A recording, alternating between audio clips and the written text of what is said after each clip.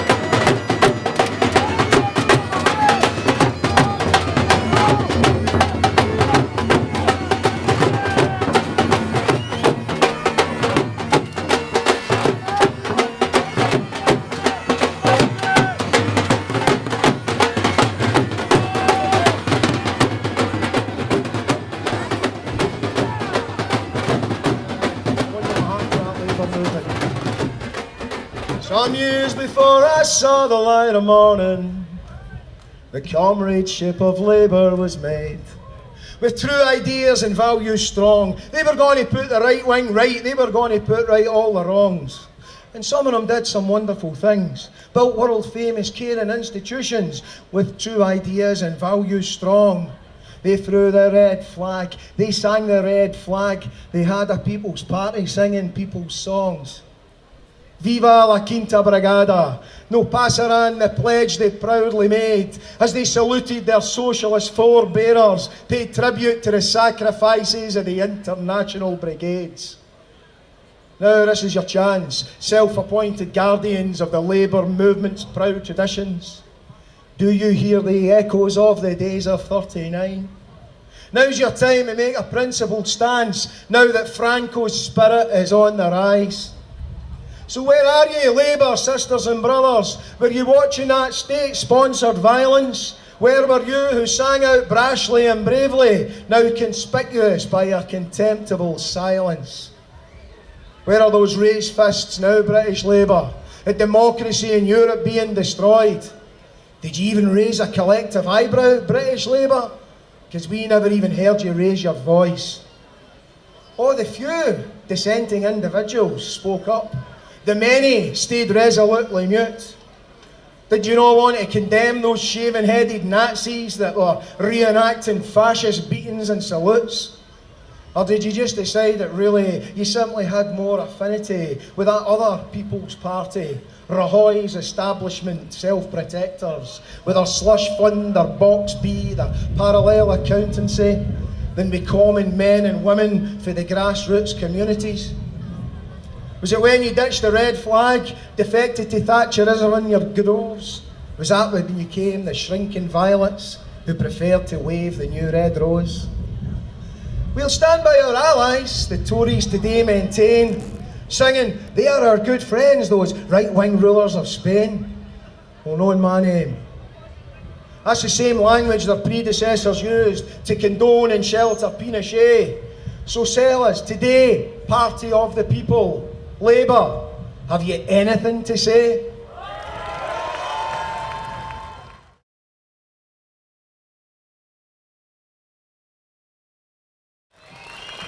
Good afternoon. Nice of you to come along. See you lot at the front. Have you looked behind you? Oh, that's scary. Yeah. It's all right, they're on your side. Sean says I've been campaigning for independence pretty much all my life. I joined the SNP in 1962, as soon as I turned 12. And I've seen a few things. I've been through, so I remember the 1967, Winnie Ewing's victory, Hamilton by-election, one to remember. I remember the arduous two UK elections of 1974, both in the winter, That wasn't bra. I remember the big Labour betrayal of 1979 and the Thatcher years that followed. But we got over all that. We got over it all. And here we are in May 2018. And May's quite a significant month because it was on the 12th of May 1999 that we got our Parliament back.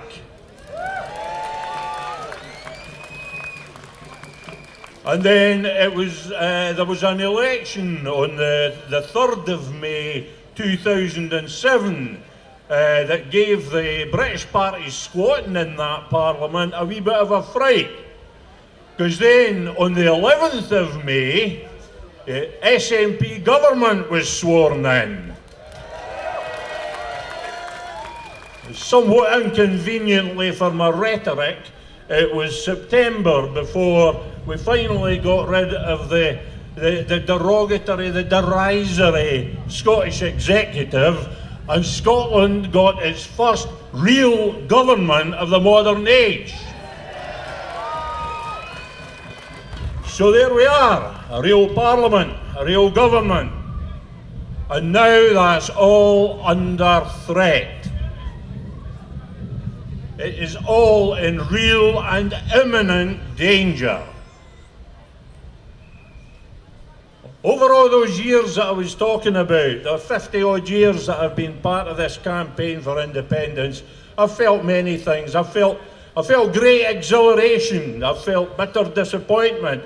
I've always felt quietly confident that we would succeed. We would be independent. Lately, I've felt something different. I've felt anger, and I've felt fear. I've felt anger at the British state's utter contempt for our Parliament, their disrespect of our government, and their disdain for our people. I've felt fear for what they will do if we do not stop them. They will destroy our Parliament. They will dismantle our democratic institutions. They will flog off our public services. I am angry and I am afraid. But I am not going to let my anger turn into wanton rage or undirected hate. I am not going to allow my fear to become tremulous hesitancy or paralysed inaction.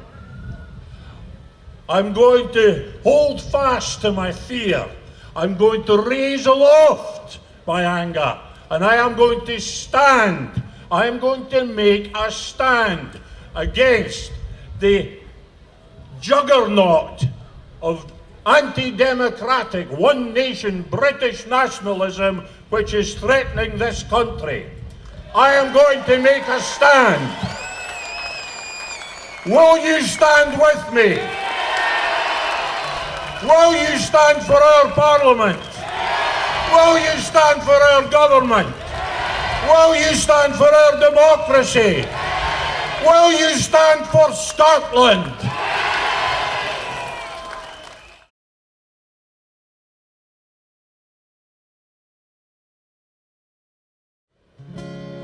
I don't know if you can see changes that have come over me these last few days. I've been afraid that it might slip away. So I've been telling the stories and sing the songs that made me think about where I came from. That's the reason that seems so far away today.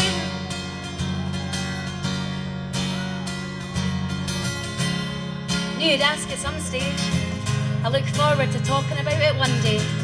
Here's a story of a hopeful guess, because you're part of the reason that I voted yes. When I was your age, we had some discontent winters, like in the fairy tale of The Witch of Westminster. The power and contrast of a comic book villain. She's passed away now, but we didn't say good riddance. Because by the time she passed, she was a feeble old lady. Forgot what she was doing when she was going places. Always treat people how you'd like to be treated. The hurt and the anger she left was deep-seated. School, they stopped my free milk.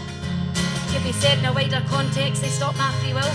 Can always separate feelings from cold facts. On the school bus, I read graffiti saying no poll tax. Now in 1979, people voted to control their own reality. Didn't happen on a technicality. 97, they said it wouldn't work, but they supposed letting us try couldn't hurt. Now in 2014, they asked the question, do you want to be independent? I remember thinking if you didn't answer yes, we could be 18 before they'd ask us again. Let me tell you that I love you, and I think about you all the time. Caledonia, you're calling me, and I'm going home. If I'm not becoming a stranger, know that it would make me more than sad. Caledonia's mean everything ever had.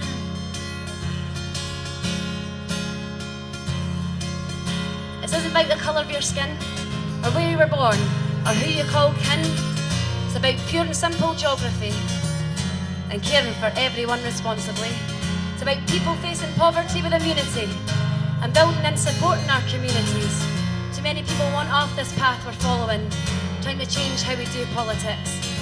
Responsibility and independence, leading by examples with the messages we're sending, character traits we want for our own kids one day. Why wouldn't you want them for your country?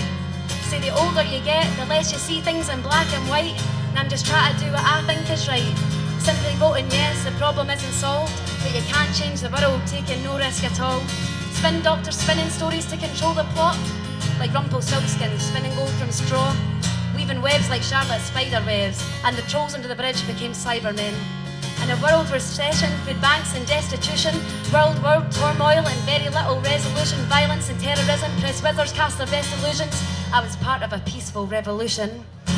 Let me tell you that I love you, and I think about you all the time. Caledonia, you're calling me, and I'm going home. And if I'm not becoming a stranger, know that it would make me more than sad. Caledonia's been the best friend I've ever had. Sitting here before the fire, empty room, the thought is quiet. Flames that couldn't get any higher. They weathered, now they've gone, and I'm steady thinking my way's clear. I know what I will do tomorrow. Hands are shaking, kisses flowing. I won't disappear.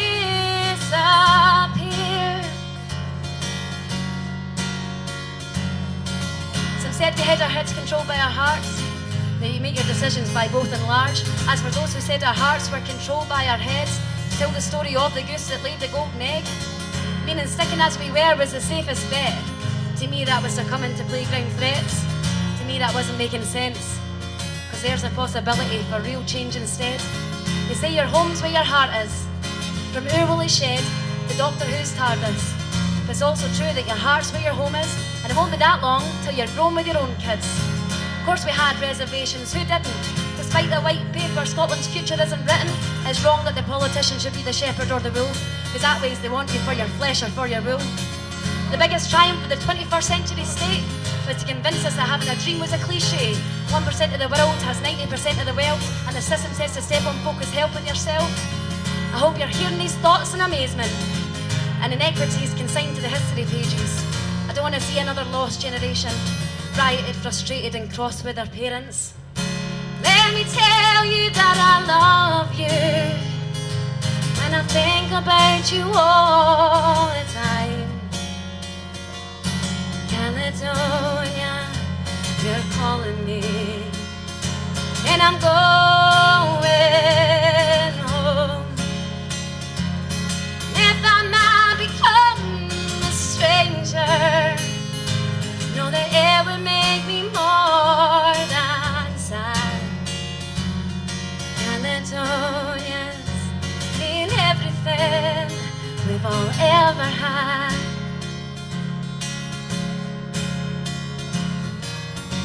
Caledonians mean everything we've all ever had. Thank you very much, everyone.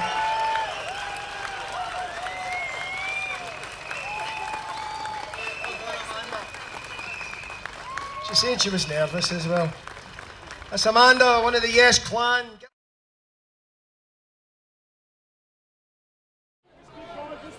Separatism is an aberration. And we, at A Force for Good.uk, we stand together with all of the people throughout our islands from A to Z.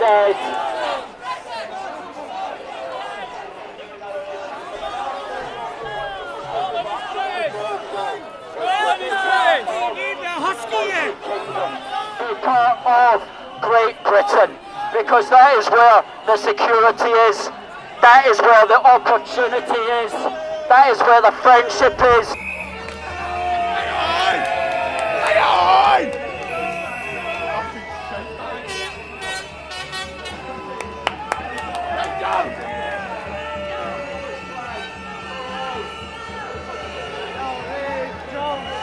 Separation!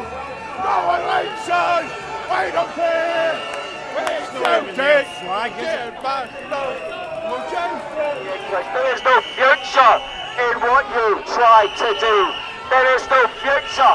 It will only end in a bad place.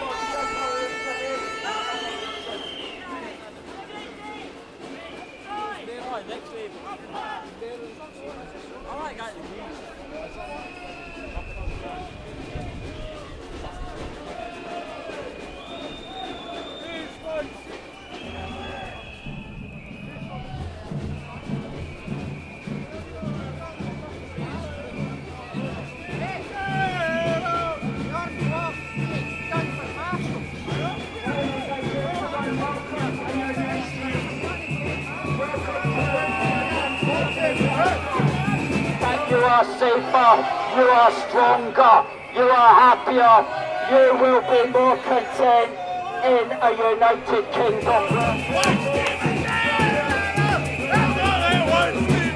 Look at me, you fucking faggot!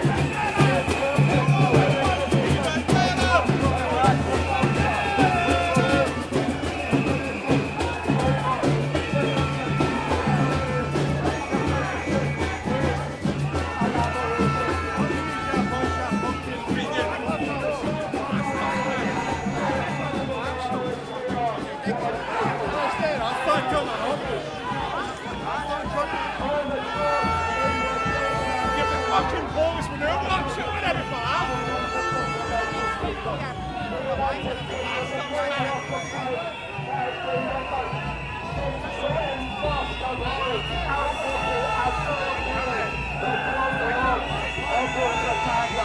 For thousands of years, we have been on a journey towards unity, and we will not allow it to be broken.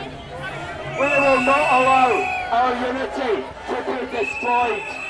We will not allow the aberration, which is separation, to set the Scots against the English. We will not allow the aberration, which is separation, to set the Scots against the Irish or the Welsh, because we understand that we are all British together. And that includes you guys out there. Fuck up, you And fat you're cunt! welcome to join us on this side of the fence, because we have room for you.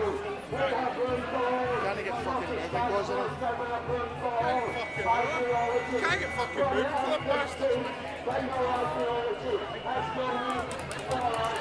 And that is your shame. And we urge you to think about that and to come over to realise the error of your ways as British.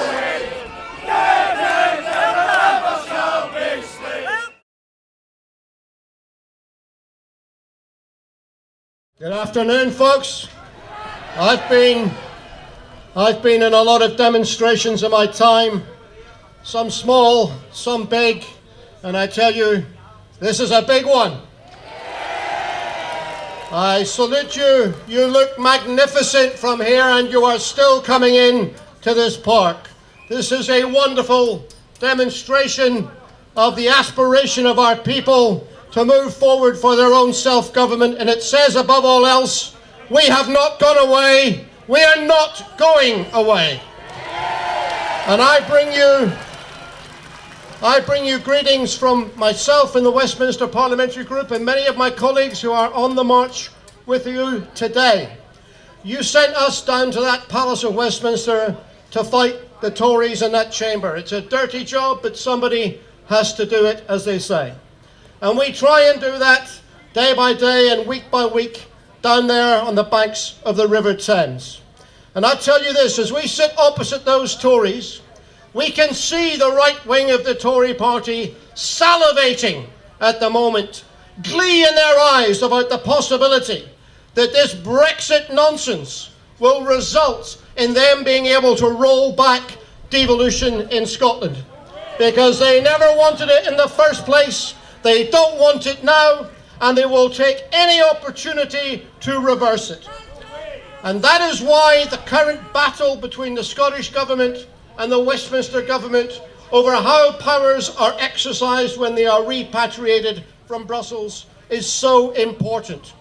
We have offered them the opportunity to work in cooperation, to do the sensible thing, and to allow these powers to come back to Scotland and to be exercised in a partnership with other parts of the United Kingdom where that is necessary and desirable. But that isn't good enough for the Tories. What they want is an arrangement whereby they can tell everyone else what to do, and the needs of Scotland and of Wales and Ireland are subservient to their needs in the Palace of Westminster, and that is not acceptable. And that is why we are fighting to make sure that these policies are reversed. And I'll tell you this, if they don't see sense and come to an agreement with us, then I predict this, that in the months and years to come, on every single one of those policy areas, there will be trench warfare. We will not go away, we will fight them to a standstill, to demand our rights to run our services in our own way. Now folks, this is a time of tremendous political uncertainty. I have never known politics in this country so volatile and so unpredictable. And I know the effect that is having on the psychology of our movement. I understand that many people feel uncertainty in their own lives, and therefore they don't feel the time is right to move forward to make the next steps in our campaign for independence for our country. But the message we need to put across in the middle of all this chaos is that the best way to remove uncertainty is to take control over your future and your children's future into your own hands.